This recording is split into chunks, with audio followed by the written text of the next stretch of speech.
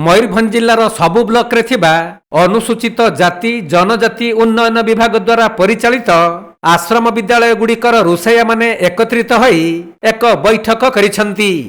आउ अभियोग आनिसंती जे सेमाने रोषैठु आरंभ करी झाड़ू मारिबा, पाइखाना सफा करिबा, स्कूल घंटा बजाइबा, छुआंक लुगापटा सफा करिबा एवं अन्यान्य सब काम 24 घंटा करुछंती। किंतु समान कामकु सेमानकु समान दरमा मिलुनी। तेणु सरकार एथिप्रति दृष्टि देई अनुसूचित जाति जनजाति विभाग स्कूल हॉस्टेल रे कार्यरत समस्त योग्य रोषैया और सेवायत मानकु स्थायी नियुक्ति प्रदान पाई दाबी करिसंती। नहले आगामी दिन रे हांडी छाड़ आंदोलन करिवार चेतावनी दैछंती।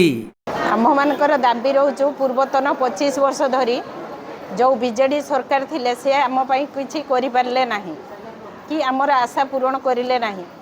एबे जो बीजेपी सरकार आसीचंती आमर मोहन सरकार आसीचंती जे कि आदिवासी सरकार आसीचंती।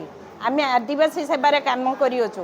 तांकु मोर एतिक हाथ जोड़ी की अनुरोध आम मानक कथा शुणतु।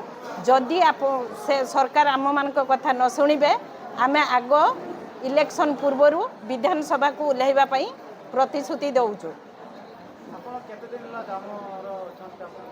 मोर तो भाई भौणी है 30 वर्ष है काम कलेनी। मु भी यही संस्था रे आज की 11 वर्ष है कलिनी। किछि सेवा किछि रे आमको सर्वनिम्न 14,500 टंका दउचंती जहाँकि गोटे बिलो मजूरिया हिसाब रे भी आमको दउना हती। काहे कि ना से माने 8 घंटा रे जतिक पाई पारुचंती आमे 24 घंटा रे भी आमे सेतिक पाई पारुनी। तेणु करी तांको अनुरोध करूचु। आमर बहुत आशा अछि जे आमर सही आदिवासी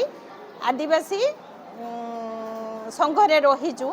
आदिवासी नेता को अनुरोध करूचु सी आम सबु स्वप्न को पूरण करंतु। एकाठी हबा एवं राजरास्ता को उल्लेइबा। आमर दाबी पूरण न हेले आमे समस्ते हांडी छाड़ा आंदोलन करी राजरास्ता को उल्लेइबु। मयूरभंजरु ज्ञानरंजन बेहेरांक रिपोर्ट कोणार्क लाइव।